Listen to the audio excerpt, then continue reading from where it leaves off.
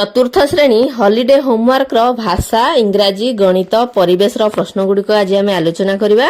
आम चैनल पूर्वर प्रथम रु अष्टम श्रेणी पर्यंत समस्त प्रश्न रो उत्तर गुड़िक अपलोड हो सारी। जदि आपण से गुड़िक देखी ना देखने आपणकर जदि सांगसाथी भाई भौणी किए थी सहित शेयर करेंगे। वर्तमान आम देखा भाषा भाषार प्रथम नंबर अच्छी निज मनरू भल लगुवा जेकोसी गोटे गप कविता किंबा अनुच्छेद को आपण लिखिबे। आमे कौन करबा आपण जहाँ लिखिले चलिबो गपटीए लिखिले मध्य हबो कविताटीए लिखिले हबो अनुच्छेदटे अनुच्छेद कहले गोटे बहिरु साहित्य बहिरु कि जोठु गोटे गोटे पैराग्राफ आपण लिखिले हबो। आमे एठी चेष्टा करिछु गोटे कविताटीए लिखिबा पई। मु एठी चेष्टा करिछि कविताटी हेउछि मो माँ विषय। जदि आपण मामा डाकुछंदी से मामा लिखिपारे सेठी आमे बोउ जेहेतु मु बोउ डाकुछि तेणु मु बोउ लिखिछि। एठी आपण माँ डाकुथिले माँ लिखिबे मामा डाकुथिले मम्मी जहाँ हेले लिखिबे। ओडिया कविता बोउ मो बोउ मोर केते निजर तापरी किए हेब मधुर भरा कंठ जे तार ताकथा किए दब सुनाटा मोर धनटा मोर टिकिए खाई दिय एई थरक खाईदे बोली किए कहिब कुह जेते खाइले मो बोउ मन आउ टिकिए खा पाखरु मोर जा नाकुआ आखि आगरे था मो बोउ हाथ मंडा आरिसा जिए खाइछि याहा चकुली पिठा सबुठु मिठा केते जे सुआदिया रज दोली रे तापोड़ पिठा सभिंक मन छुआ सरग ठारू आहुरी बड़ नाटी तार माँ आपण ए कविताटी को चाहिए लिखिपारे कि गप चाहिए लिखिपारे। दुई रे अच्छी शब्द चेन देइथिला मेठी लिखिचु रबर पुणी रथ कान नख खरा राति तीर रजनी नीर रमा माछ छवि बिछा छात तरभुज जट टगर रसिक ए टाइप रो आपण एटा को देखिकी उतारी देबे। तापरे इंग्राजी रे देइथिला 7 12 रो नाम 7 12 रो नाम हम लिखि देइथु Sunday Monday Tuesday Wednesday Thursday Friday Saturday आपण एगुडी को उतारी देबे। तापरे 2 नंबर प्रश्न रे देइथिला इंग्राजी रे आपण जे कोनोसी 10टी इंग्राजी वर्ड लिखिबे आपण को जहा भल लागुची। आमे एठी सीरियली लिखि देइछु आपण चाहे अलगा भी लिखि परिबे apple ball cat dog egg fish goat hen ice cream जग आपण अलगा वर्ड भी चाहिए लिखि पारिबे। एठी जे कोनोसी वर्ड 10टा लिखिबो देइछे किछि असुविधा नै जहा आपनकर इच्छा अलगा फादर मदर जहा लिखि परिबे चलिबो किछि असुविधा नै। तापर देखिबा 3 नंबर रे देइथिला 1 थारु 10 पर्यंत सब हमकु अक्षर लिखिबा पड़िबो। 1 रे देखन 1 2 रे 2 3 रे 3 लिखा हिछि 4 4 5 रे 5 ही 5 6 SIX 6 7 SEVN 7 8 EIGST 8 9 NINE 9 10 TEN 10 एमती देइथिला लिखिदेले। एबे आमे गणित देखिबा। गणित देइथिला स्थानीय मान लिखिबो 3 अंक विशिष्ट संख्या दे देलु एकक दशक शतक आमे लिखि देइछु देखंतु 305 शतक रे रहला 3 दशक रे 0 एकक रे 5 सेंती 812 देखंतु शतक रे 8 रहला दशक रे 1 रहला एकक रे 2 रहला सेमिति देखंतु सब गुडी को आमे लिखि देइछु। आपण ए गुडी को उतारी देले भलो देखंतु। आपण चाहिले संख्या गुडी को मध्ये चेंज भी करि परिबे। आमे 120 मन कर लिखिछु आपण चाहिले 125 भी ताऊ करि परिबे 150 भी करि परिबे जहा करि परिबे। 919 देखंतु 615 708 218 593 819 एपरी भाव में आम लिखि नहीं आप एगुड़ी को उतारी दिंतु बेटर रहिबो।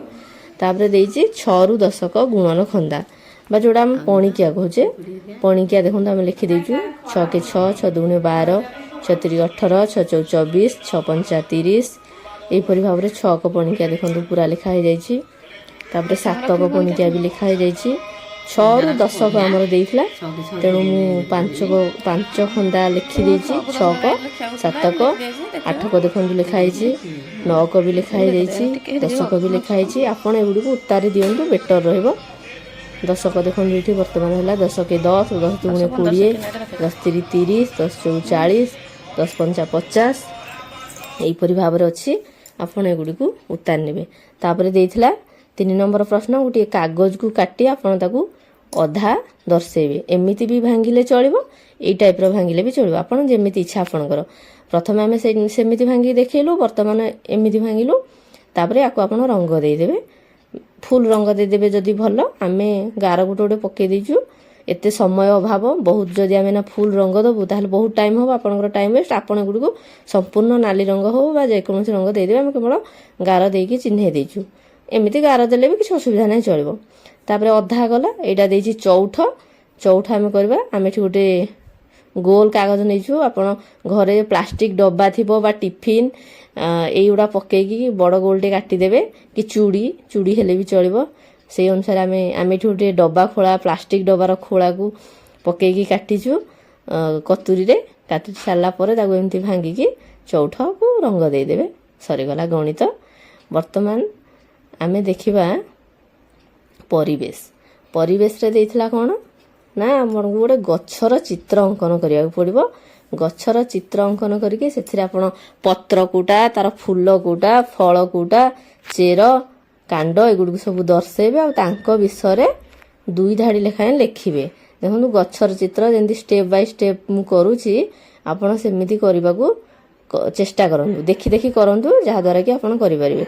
ଗଛ ଏମିତି ଆପଣ ଯଦି ପେନ୍ରେ କମ୍ଫର୍ଟେବୁଲ୍ ଅଛନ୍ତି କରନ୍ତୁ, ନହେଲେ ପେନସିଲ୍ରେ କରନ୍ତୁ, କାରଣ କେଉଁଠି ଭୁଲ ଭାଲ ହେଲେ ବି ଏଟାକୁ ଲିଭେଇ ପାରିବେ। ଆମେ ପେନ୍ରେ କରିଦେଇଛୁ। ଦେଖନ୍ତୁ ଏଇଟା ସବୁ ଏମିତି ଗଛର ଚିତ୍ର ଧୀରେ ଧୀରେ କରିବେ। ଗଛର ଚିତ୍ର କରିସାରିଲା ପରେ ଆମେ ଏଥିରେ ରଙ୍ଗ ଦେଇଦେବା, এই ଗଛଟିକୁ ରଙ୍ଗ ଦେବା, ଆଉ ଟିକେ ସୁନ୍ଦର ଲାଗିବ। ଆପଣ ରଙ୍ଗ ଦେବାକୁ ଚାହିଁଲେ ଦେଇପାରିବେ। ମୋତେ ଲାଗୁଛି ସବୁ ଛୁଆଙ୍କ ପାଖରେ ରଙ୍ଗ ଆଭେଲେବୁଲ୍ ଥାଏ, ସେମାନେ ରଖିଥାନ୍ତି ରଙ୍ଗ, 4ର୍ଥ 3ୟ ପିଲା। ତେଣୁ ରଙ୍ଗ ଦେଇଦେଲେ ଭଲ ସୁନ୍ଦର ଦିଶିବ। ଯଦି ରଙ୍ଗ ନ ଦିଅନ୍ତି, ଏହିପରି ଭାବରେ ପେନ୍ରେ ବା ପେନସିଲ୍ରେ କରିଲେ ମଧ୍ୟ କିଛି ଅସୁବିଧା ନାହିଁ, ଆପଣ ସେମିତି ମଧ୍ୟ କରିକି ରଖିପାରିବେ। ଚେର ବି କରିଦେଲେ, ଦେଖନ୍ତୁ ଚେର ବି ସରିଗଲା। ଏବେ ରଙ୍ଗ ଦିଆହେଉଛି, ଦେଖନ୍ତୁ ଆପଣ ଏଇ ଟାଇପ୍ର ରଙ୍ଗ ବି ଦେଇପାରିବେ। ପତ୍ରରେ ସବୁଜ କଲର୍, ସେଥିରେ କାଣ୍ଡ ଗୁଡ଼ିକ ରହିଲା, ଚେରକୁ ଦେଇଦେବା। ହଁ, ଧୀରେ ଧୀରେ ଫୁଲକୁ ବି ଦେବା, ତାର ଫଳକୁ ବି ରଙ୍ଗ ଦେବା, ସବୁ ଦେବା। ଷ୍ଟେପ୍ ବାଇ ଷ୍ଟେପ୍ ଆମେ କରୁଛୁ ଏଠି। ଫଳରେ ଦେଖନ୍ତୁ ନାଲି ରଙ୍ଗ ଦେଇଦେଲେ, ତାପରେ ଫୁଲରେ ଦେବା। ଫୁଲରେ ବି ଯେକୌଣସି ହଳଦିଆ ରଙ୍ଗ ଦେଲେ ବି ଚଳିବ, ଯେକୌଣସି ଫୁଲ ଆପଣ ଚାହିଁବେ ସେଇ ଟାଇପ୍ର ଦେବେ। ମାଟି ଚେର ଯେହେତୁ ଟିକେ ମାଟି ଭିତରେ ରହୁଛି, ତେଣୁ ମାଟିଆ ରଙ୍ଗ ଆମେ ଏଠି ଦେବାକୁ ଭାବିଲୁ। ସରିଗଲା। ଏବେ ଆମେ ଲେଖିଦେବା କେଉଁଟା କ'ଣ। ଏଠି ଲେଖନ୍ତୁ ଫୁଲ, ଏଇଟା ଲେଖିଦେଲୁ, ପତ୍ର ଲେଖିଦେଲୁ, ଚେର ଲେଖୁଛି ଏଠି ଦେଖନ୍ତୁ, ଫଳ ଏଇଟା ଲେଖିଦେଲୁ, କାଣ୍ଡ ବୋଲି ଲେଖିଦେଲୁ। ତାପରେ ୟାଙ୍କ ବିଷୟରେ ଆମେ 2 ଧାଡ଼ି ଲେଖାଏଁ ଲେଖିବା। କ'ଣ ଫୁଲ ଗଛର ସୁନ୍ଦର ଅଂଶ, ଫୁଲ ଫଳରେ ପରିବର୍ତ୍ତନ ହୁଏ, ଲେଖିଲେ ଫୁଲ ବିଷୟରେ। ତାପରେ ପତ୍ର ବିଷୟରେ ଲେଖିବା। ପତ୍ର ଦେଖିବାକୁ ନୀଳ, ଏହା ଖାଦ୍ୟ ପ୍ରସ୍ତୁତ କରେ। ତାପରେ ଫଳରୁ ମଞ୍ଜି ବାହାରେ, ମଞ୍ଜିରୁ ପୁଣି ନୂଆ ଗଛ ସୃଷ୍ଟି ହୁଏ।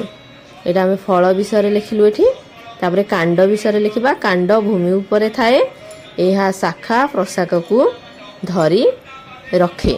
ତାପରେ ଚେର ମାଟି ତଳେ ଥାଏ, ଭୂମିରେ ଉଦ୍ଭିଦକୁ ଜାବୁଡ଼ିକି ଧରେ। ଏଗୁଡ଼ିକ ଆପଣ ଚାହିଁଲେ ବି ଅଲଗା କିଛି ଲେଖିପାରିବେ ବା ୟାକୁ ଟିକେ ବଢ଼େଇ ବି ପାରିବେ। ମୁଁ ଛୋଟ ଛୁଆ ହିସାବରେ ଛୋଟିଆ ବାକ୍ୟ ଲେଖିଛି, ଯେହେତୁ 4ର୍ଥ ଶ୍ରେଣୀ ପିଲା, ଏତେ ବଡ଼ ଏମାନେ ଲେଖିପାରିବେ ନାହିଁ। ତାପରେ ଦେଖିବା ଡାକ୍ତରଖାନା। 2 ନମ୍ବରରେ ଥିଲା ଡାକ୍ତରଖାନା ବା ଡାକଘର ବିଷୟରେ 10 ଧାଡ଼ି ଲେଖାଏଁ ଲେଖିବେ। ଡାକ୍ତରଖାନାରେ ପ୍ରାଥମିକ ଚିକିତ୍ସା ପ୍ରଦାନ କରାଯାଏ। 2ରେ ରୋଗୀମାନଙ୍କୁ ମାଗଣାରେ ଚିକିତ୍ସା କରାଯାଇଥାଏ। 3ରେ ଔଷଧ ପତ୍ର ମାଗଣାରେ ଦିଆଯାଏ। 4ରେ ରୋଗୀମାନେ ଏଠାରେ ରହିବା ପାଇଁ ମଧ୍ୟ ସୁବିଧା ଥାଏ। 10ଟି ବାକ୍ୟ ଲେଖିବାକୁ ଦେଇଥିଲା, ଏଇଟା ପରିବେଶରେ ଆମର ଥିଲା, ଆମେ ଲେଖିଛୁ ଦେଖନ୍ତୁ। 5ରେ ଡାକ୍ତରଖାନାରେ ଡାକ୍ତର ସହ ନର୍ସ, କମ୍ପାଉଣ୍ଡର ଓ ଅନ୍ୟାନ୍ୟ କର୍ମଚାରୀମାନେ ଥାନ୍ତି। 6ରେ ପ୍ରତି ପଞ୍ଚାୟତରେ ଜଣେ ସ୍ୱାସ୍ଥ୍ୟ କର୍ମୀ ଥାନ୍ତି। ପ୍ରତି ପଞ୍ଚାୟତରେ ଆପଣଙ୍କୁ ଚାହିଁଲେ ସେମାନେ ସାହାଯ୍ୟ କରିବେ। 7ରେ ବଡ଼ ଡାକ୍ତରଖାନାରେ ବିଶେଷଜ୍ଞ ଡାକ୍ତର ଓ ମୂଲ୍ୟବାନ ଯନ୍ତ୍ରପାତି ଥାଏ। 8ରେ ଆଜିକାଲି ଅନେକ ବେସରକାରୀ ଡାକ୍ତରଖାନା ଖୋଲା ଯାଉଛି, ଯୋଉଟାକି ଆମର ପ୍ରାଇଭେଟ ହସ୍ପିଟାଲ। ସେଠାରେ ଲୋକମାନେ ଟଙ୍କା ଦେଇ ଚିକିତ୍ସା ହେଉଛନ୍ତି। ଗଭର୍ଣ୍ଣମେଣ୍ଟ ହସ୍ପିଟାଲକୁ ଗଲେ ଫ୍ରିରେ ଆପଣ ଚିକିତ୍ସା ପାଇବେ, ପ୍ରାଇଭେଟକୁ ଗଲେ ପଇସା ଦେବାକୁ ପଡ଼ିବ। 10ରେ ଦେହ ଅସୁସ୍ଥ ହେଲେ ଆମେ ସମସ୍ତେ ଡାକ୍ତରଖାନା ଯିବା ଉଚିତ। ଡାକ୍ତରଖାନା ବିଷୟରେ 10 ଧାଡ଼ି କହିଥିଲା, 10 ଧାଡ଼ି ଆମେ ବର୍ତ୍ତମାନ ଲେଖିଦେଲେ। ତାପରେ ଆମେ ଡାକଘର ବିଷୟରେ 10ଟି ଧାଡ଼ି ଲେଖିବାକୁ ଦେଇଛି। ଡାକଘର ବିଷୟରେ ଆମେ ମଧ୍ୟ ଲେଖିବା। ତା ପୂର୍ବରୁ ମୁଁ ଏଇଠି କହିବି, ଯଦି ଭିଡ଼ିଓଟି ଆପଣମାନଙ୍କୁ ଭଲ ଲାଗୁଥାଏ ତାହେଲେ ଆମ ଚ୍ୟାନେଲକୁ ସବସ୍କ୍ରାଇବ କରନ୍ତୁ, ଭିଡ଼ିଓଟିକୁ ଲାଇକ୍ କରନ୍ତୁ। ଡାକ ଯୋଗେ ଚିଠିପତ୍ର ଦେବା ନେବା ହୁଏ। 2ରେ ଜିନିଷ ପାର୍ସଲ ମଧ୍ୟ ପଠାଯାଏ। 3ରେ ମନି ଅର୍ଡର ଦ୍ୱାରା ଟଙ୍କା ପଠାଯାଏ। ଏଗୁଡ଼ିକ ଡାକଘର ବିଷୟରେ 10ଟି ଲାଇନ୍ ଆମେ ଲେଖିବା। 4ରେ ବଡ଼ ବଡ଼ ଡାକଘରେ ଟେଲିଫୋନ ଓ ଟେଲିଗ୍ରାମର ସୁବିଧା ଥାଏ। ଆମେ ଛୋଟିଆ ଛୋଟିଆ ବାକ୍ୟ ଏଠି ଲେଖିଛୁ, କାରଣ ଯେହେତୁ ଚତୁର୍ଥ ଶ୍ରେଣୀର ପିଲା ବେଶୀ ବଡ଼ ବଡ଼ ବାକ୍ୟ ହେଲେ ଲେଖିପାରିବେ ନାହିଁ। ଯଦି ଆପଣ ଚାହିଁବେ ୟାକୁ ବଢ଼େଇକି ଲେଖିପାରିବେ। 5 ତୁରନ୍ତ ଚିଠିପତ୍ର ପଠାଇବାର ସୁବିଧା ଥାଏ। 6ରେ ଡାକଘରେ ବିଭିନ୍ନ ମୂଲ୍ୟର ଡାକ ଟିକେଟ ମିଳେ। 7ରେ ଚିଠି ଉପରେ ପଠାଇବା ଲୋକ ଓ ପାଇବା ଲୋକର ନାମ ଏବଂ ଠିକଣା ଲେଖା ହୁଏ। 8ରେ ଡାକବାଲା ଘର ଘର ବୁଲି ଚିଠି ବାଣ୍ଟନ୍ତି। 9ରେ ପୋଷ୍ଟକାର୍ଡ ଲଫାପା ଡାକଘରେ ମିଳେ। 10 ନମ୍ବରରେ ଏବେ ଡାକଘରେ ମଧ୍ୟ ଟଙ୍କା ରଖାଯାଉଛି ବା ବନ୍ଧା ଯାଇପାରୁଛି। ବ୍ୟାଙ୍କ ପରିକା ଏବେ ଡାକଘର ଗୁଡ଼ିକରେ ମଧ୍ୟ ଟଙ୍କା ନେବା ଆଣିବା ଉଠାଣ ସବୁ ଚାଲୁଛି। ଧନ୍ୟବାଦ।